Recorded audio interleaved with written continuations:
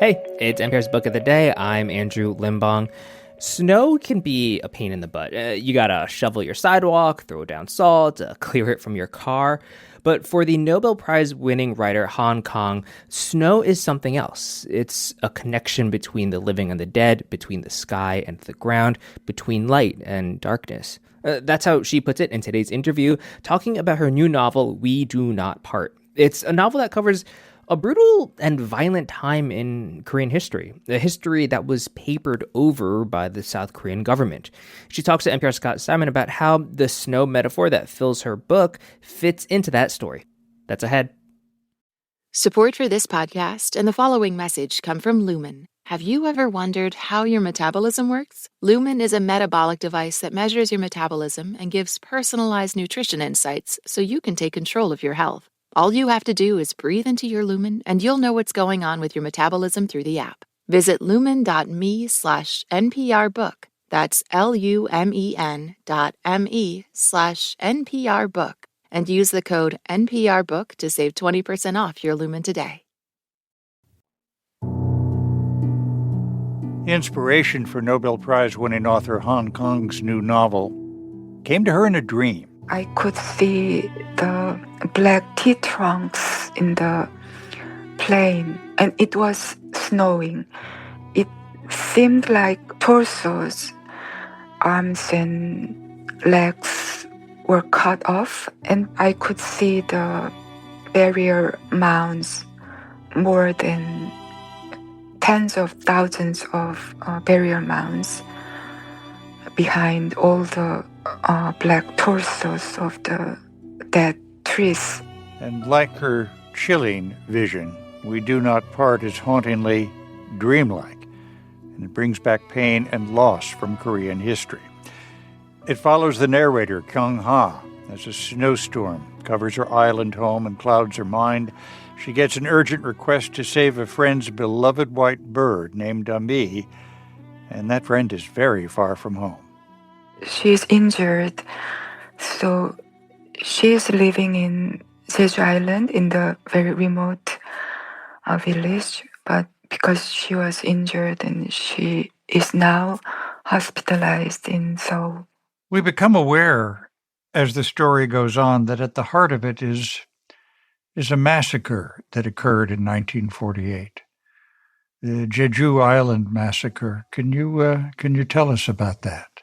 So there was the liberation from Japanese colonization in 1945, and the USA and the Soviet Union divided Korean peninsula into two.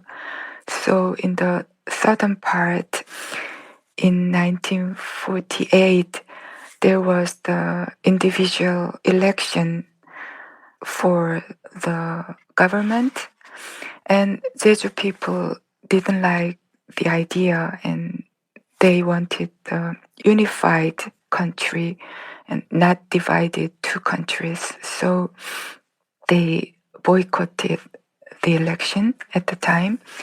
Because of this act, Jeju Island was recognized as the communist island. So the massacre occurred in that winter. 30,000 civilians were killed. So it has been tabooed for a long time, and it was kind of a hidden history of South Korea for a long time. Does Kyungha begin to see an influence left by the massacre in her own life? Yeah, Kyungha wrote a book about the massacre, which happened in 1980 in Gwangju. And because she had to deal with the basement of humanity for a long time, she has nightmares, and she is now facing her own despair at this moment. But now she has to rescue her best friend's pet bird. So she's risking her death, and on her way to the cottage in the darkness and the heavy snow, So this novel deals with the massacre, which is heavy, but I wanted to deal with light things like snowflakes and the bird and its feathers and the shadows and the weightless flame. There is a lot of snow in this novel, isn't there? Right.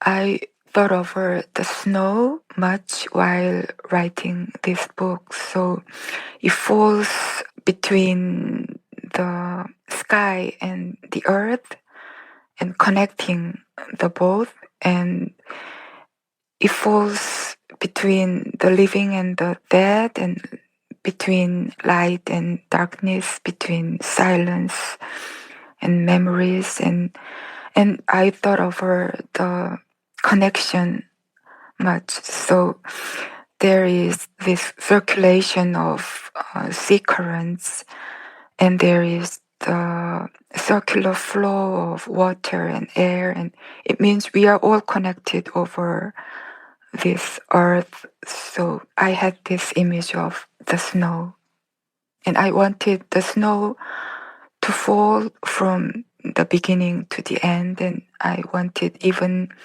my characters to enter into that dream of snow. I have read that when you were 12, you learned about another massacre in South Korean history. Yes. When I was 12, it was 2 years or almost 3 years after the massacre in Gwangju, which occurred in 1980. But the truth was extorted and hidden because of the strong censorship by the military dictatorship. So there was this photo book which was circulated and secretly made by bereaved families and survivors. So there was this secret photo book in the bookshelf at home, but I couldn't see the title because my parents didn't want their children to be affected. I saw the photos of the people who were killed, proofs of human violence. I felt I didn't take it as a political thing. I had this shock with humanity, and there were proofs of human dignity as well, because there were people who stood in opposition to violence, and there were people who wanted to donate their blood in spite of the danger. So it was kind of very difficult question about humans. Difficult questions about humans. Han Kang, the Nobel Prize winner, her new novel, We Do Not Part, now in English, translated by E. Yawan and Paige Ania Morris. Thank you so much for being with us. Thank you so much.